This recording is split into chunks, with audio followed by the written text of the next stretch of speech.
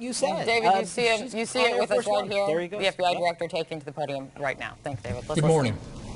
I'm here to give you an update on the FBI's investigation of Secretary Clinton's use of a personal email system during her time as Secretary of State. After a tremendous amount of work over the last year, the FBI is completing its investigation and referring the matter to the Department of Justice for a prosecutive decision. What I want to do today is three things. I want to tell you what we did, I want to tell you what we found, and I want to tell you what we're recommending to the Department of Justice. This is going to be an unusual statement in at least a couple of ways. First, I'm going to include more detail about our process than I ordinarily would, because I think the American people deserve those details in a case of intense public interest. And second, I have not coordinated this statement or reviewed it in any way with the Department of Justice or any other part of the government. They do not know what I'm about to say. But I want to start by thanking the FBI employees who did remarkable work in this case. Once you have a better sense of how much we have done, you will understand why I am so grateful and so proud of their work. So first, what we have done. This investigation began as a referral from the Intelligence Community Inspector General in connection with Secretary Clinton's use of a personal email server during her time as Secretary of State. The referral focused on whether classified information was transmitted on that personal system. Our investigation looked at whether there is evidence that classified information was improperly stored or transmitted on that personal system in violation of a federal statute that makes it a felony to mishandle classified information, either intentionally or in a grossly negligent way, or a second statute making it a misdemeanor to knowingly remove classified information from appropriate systems or storage facilities. And consistent with our counterintelligence responsibilities, we have also investigated to determine if there is evidence of computer intrusion by nation states or by hostile actors of any kind. Now, I have so far used the singular term email server in describing the referral that began our investigation. It turns out to have been more complicated than that. Secretary Clinton used several different servers and administrators of those servers during her 4 years at the State Department. And she also used numerous mobile devices to send and to read email on that personal domain. As new servers and equipment were employed, older servers were taken out of service, stored, and decommissioned in various ways. Piecing all of that back together to gain as full an understanding as possible of the ways in which personal email was used for government work has been a painstaking undertaking, requiring thousands of hours of effort. For example, when one of Secretary Clinton's servers was decommissioned in 2013, the email software was removed. That didn't remove the email content, but it was like removing the frame from a huge unfinished jigsaw puzzle and then dumping all the pieces on the floor. The effect was that millions of email fragments ended up in the server's unused or slack space. We searched through all of it to understand what was there and what parts of the puzzle we could put back together again. FBI investigators also read all of the approximately 30,000 emails that Secretary Clinton provided to the State Department in 2014, where an email was assessed as possibly containing classified information. The FBI referred that email to any government agency that might be an owner of that information, so that agency could make a determination as to whether the email contained classified information at the time it was sent or received, or whether there was reason to classify it now, even if the content had not been classified when it was first sent or received. And that's the process sometimes referred to as up-classifying. From the group of 30,000 emails returned to the State Department in 2014, 110 emails in 52 email chains have been determined by the owning agency to contain classified information at the time they were sent or received. 8 of those chains contained information that was top secret at the time they were sent. 36 of those chains contained secret information at the time, and 8 contained confidential information at the time. That's the lowest level of classification. Separate from those, about 2,000 additional emails were up-classified to make them confidential. Those emails had not been classified at the time that they were sent or received. The FBI also discovered several thousand work-related emails that were not among the group of 30,000 emails returned by Secretary Clinton to state in 2014. We found those emails in a variety of ways. Some had been deleted over the years, and we found traces of them on servers or devices that have been connected to the private email domain. Others we found by reviewing the archived government accounts of people who'd been government employees at the same time as Secretary Clinton, including high-ranking officials at other agencies, folks with whom a Secretary of State might normally correspond. This helped us recover work-related emails that were not among the 30,000 that were produced to state. Still others we recovered from that painstaking review of the millions of email fragments dumped into the slack space of the server that was decommissioned in 2013. With respect to the thousands of emails we found that were not among those produced to the State Department, agencies have concluded that 3 of those were classified at the time they were sent or received, 1 at the secret level and 2 at the confidential level. There were no additional top secret emails found, and finally, none of those we found have since been up-classified. I should add here that we found no evidence that any of the additional work-related emails were intentionally deleted in an effort to conceal them in some way. Our assessment is that, like many email users, Secretary Clinton periodically deleted emails, or emails were purged from her system when devices were changed. Because she was not using a government account, or even a commercial account like Gmail, there was no archiving at all of her emails. So it's not surprising that we discovered emails that were not on Secretary Clinton's system in 2014 when she produced those 30,000 some emails to state. It could also be that some of the additional work-related emails that we've recovered were among those deleted as personal by her lawyers when they reviewed and sorted her emails for production in late 2014. The lawyers doing the sorting for Secretary Clinton in 2014 did not individually read the content of all of her emails as we did for those available to us. Instead, they relied on header information, and they used search terms to try to find all work-related emails among the reportedly more than 60,000 that were remaining on her system at the end of 2014.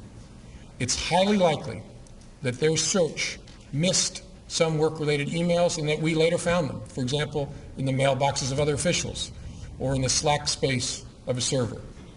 It's also likely that there are other work-related emails that they did not produce to state and that we did not find elsewhere and that are now gone because they deleted all emails they did not produce to state, and the lawyers then cleaned their devices in such a way as to preclude complete forensic recovery.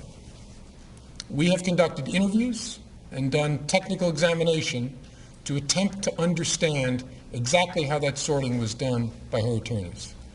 Although we don't have complete visibility because we're not able to fully reconstruct the electronic record of that sorting, we believe our investigation has been sufficient to give us reasonable confidence there was no intentional misconduct in connection with that sorting effort.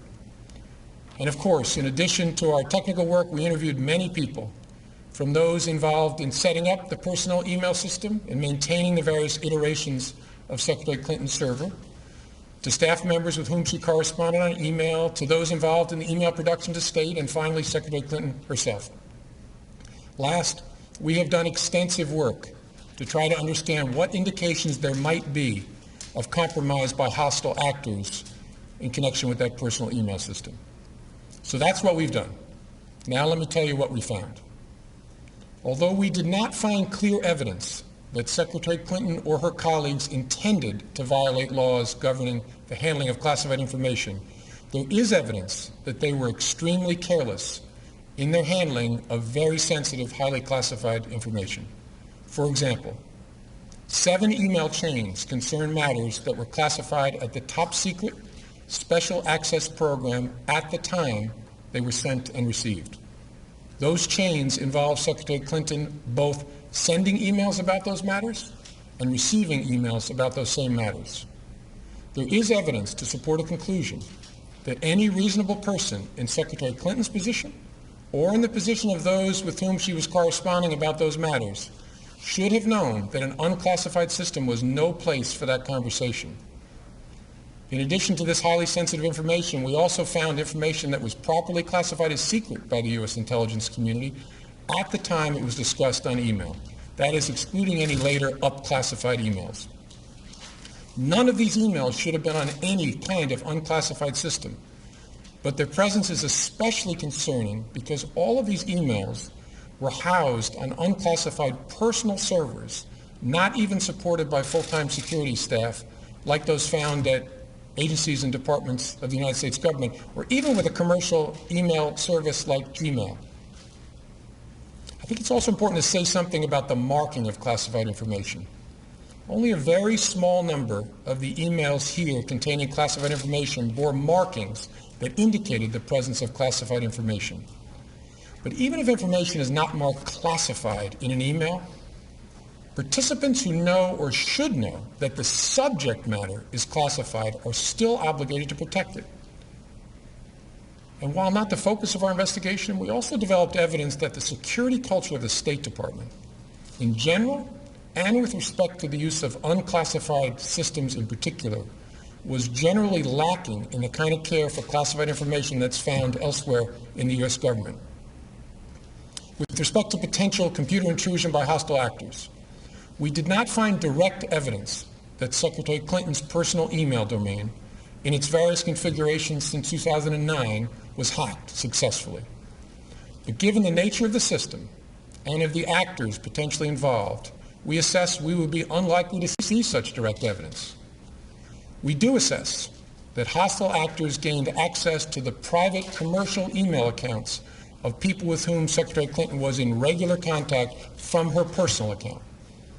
We also assess that Secretary Clinton's use of a personal email domain was both known by a large number of people and readily apparent. She also used her personal email extensively while outside the United States, including sending and receiving work-related emails in the territory of sophisticated adversaries. Given that combination of factors, we assess it is possible that hostile actors gained access to Secretary Clinton's personal email account. So that's what we found. Finally, with respect to our recommendation to the Department of Justice. In our system, the prosecutors make the decisions about whether charges are appropriate based on evidence that the FBI helps collect. Although we don't normally make public our recommendations to the prosecutors, we frequently make recommendations and engage in productive conversations with prosecutors about what resolution may be appropriate given the evidence. In this case, given the importance of the matter, I think unusual transparency is in order. Although there is evidence of potential violations of the statutes regarding the handling of classified information, our judgment is that no reasonable prosecutor would bring such a case. Prosecutors necessarily weigh a number of factors before deciding whether to bring charges. There are obvious considerations like the strength of the evidence, especially regarding intent.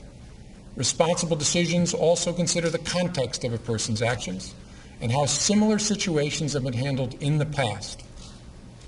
In looking back at our investigations into the mishandling or removal of classified information, we cannot find a case that would support bringing criminal charges on these facts. All the cases prosecuted involved some combination of clearly intentional and willful mishandling of classified information or vast quantities of information exposed in such a way as to support an inference of intentional misconduct or indications of disloyalty to the United States or efforts to obstruct justice. We do not see those things here. To be clear, this is not to suggest that in similar circumstances, a person who engaged in this activity would face no consequences. To the contrary, those individuals are often subject to security or administrative sanctions, but that's not what we're deciding now. As a result, although the Department of Justice makes final decisions on matters like this, we are expressing to Justice our view that no charges are appropriate in this case. I know there will be intense public debate in the wake of this recommendation, as there was throughout the investigation. What I can assure the American people is that this investigation was done honestly, competently, and independently, No outside influence of any kind was brought to bear. I know there were many opinions expressed by people who are not part of the investigation, including people in government, but none of that mattered to us. Opinions are irrelevant, and they were all uninformed by insight into our investigation because we did our investigation the right way. Only facts matter, and the FBI found them here in an entirely apolitical and professional way. I couldn't be prouder to be part of this organization. Thank you very much. Director Comey,